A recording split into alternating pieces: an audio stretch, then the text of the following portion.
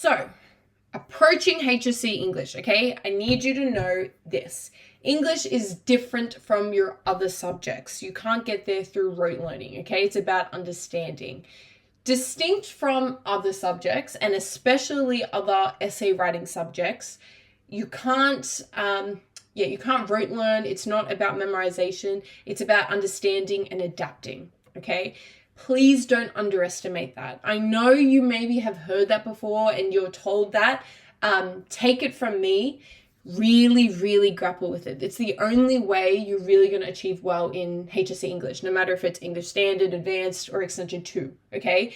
Does not matter. You need to understand. There is no, I'm going to memorize this, this essay or this body paragraph, go in and, make it work. No, you need to have kind of a rough general essay that you can really bend to the question to show you understand, okay? All about application.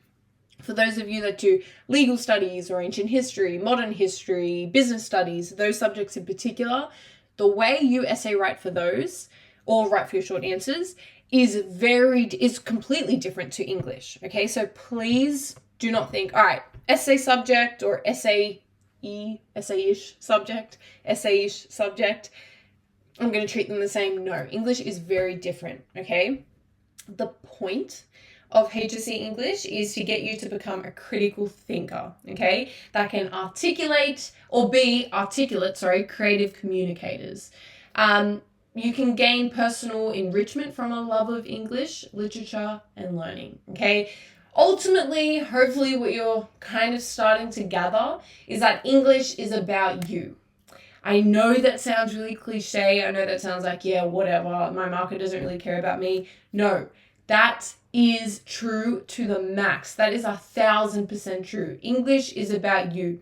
You will be marked on how authentic your piece is, okay? How unique it is. You'll be marked on this phrase here, your personal voice. We're going to get into that more in a few minutes, but I just want you to have a bit of a think about what a personal voice actually means. It's something that teachers throw around a lot, right? We need more personal voice. Your personal voice isn't strong enough. What does it actually mean though? What is a personal voice?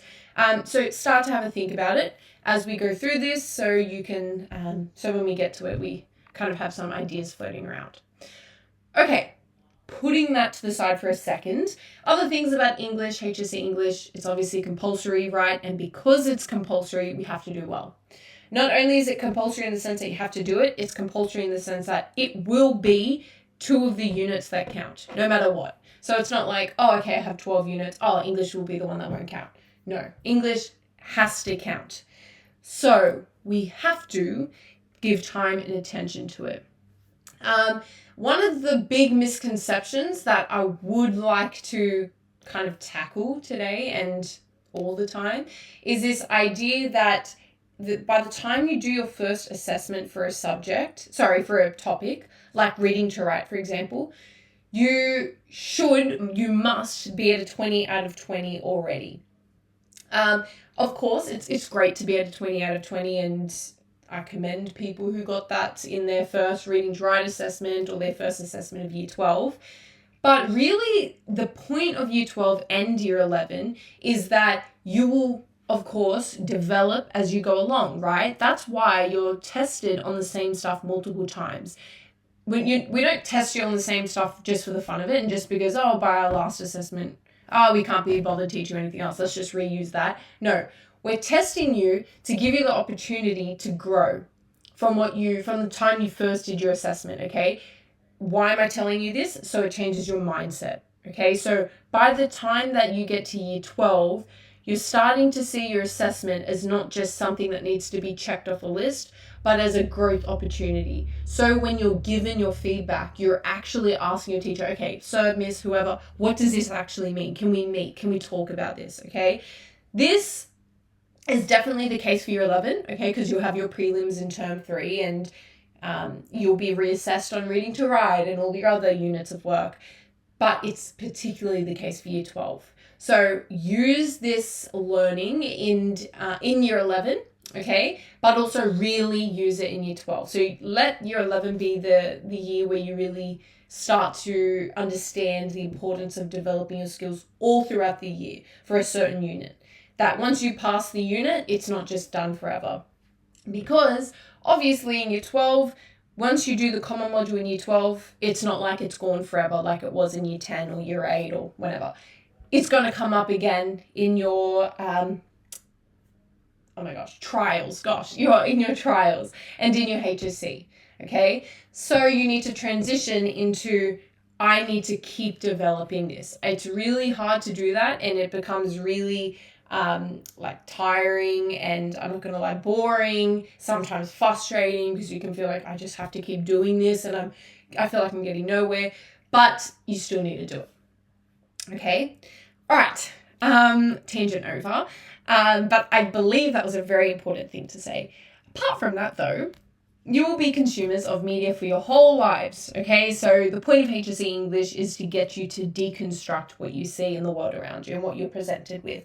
Does this mean that the markers want you to be sitting at the movies watching, I don't know, the new Spider-Man movie, and you're sitting there and going, oh, Peter Parker actually used this kind of color there, and this meant that? No, okay? I know it might feel like that sometimes, but no. What this really helps you with English skills is when you're presented with propaganda, for example, or maybe the media is presenting something in a really particular way and you're able to see straight through it and say, or start to question things, say, okay, that's really kind of clickbaity, that's a really big sensationalized title, and you can start to question it, okay? Believe it or not, English helps you with that. And English is the only subject in school where you get to play around with big ideas, okay? Big literary theories, big concepts, literally the most random of stuff, and have fun with that. Okay, so keep all of that in mind as you study throughout year 11. No one can do the work for you. You have to do some hard thinking about the syllabus concepts that we'll look at today, as well as the ideas in your text, okay? So, what does a good HSC English student actually look like? Well, it's someone that actually reads their texts. Yes, for those of you who have thus far gotten through English by looking at Spark Notes or Lit Charts or one of those, there are an abundance of them. But if you're one of those people, it's going to be really difficult to do well in the HSC. And I'm going to come back to why that is in a second. But for now, you need to read your text is what I'm trying to get at here, or watch your text, obviously depending on what form it is, right? If it's a novel, poem, film, whatever. It's also important that you have an opinion on your text. You need to ask questions about why what you are studying is significant. You need to read widely, and you need to write where possible to develop your personal voice. This is something I'm going to go on about in a second and annoy all of you guys with.